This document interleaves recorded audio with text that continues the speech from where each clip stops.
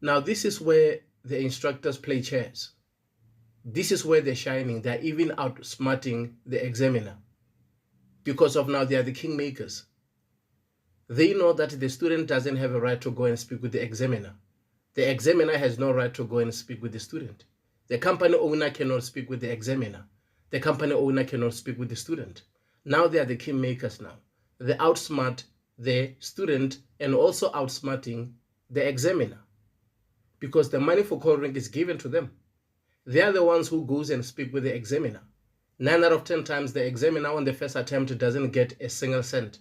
And that's why you fail. Many of you guys, you got frustrated because no one gave you answers.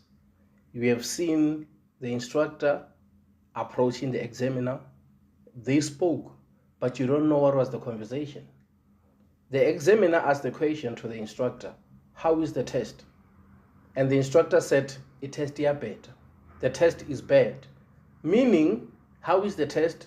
Are we going to get cold drink? When he responded by saying, it test is better, that means, no, we don't have any money. She doesn't have money, or he doesn't have money.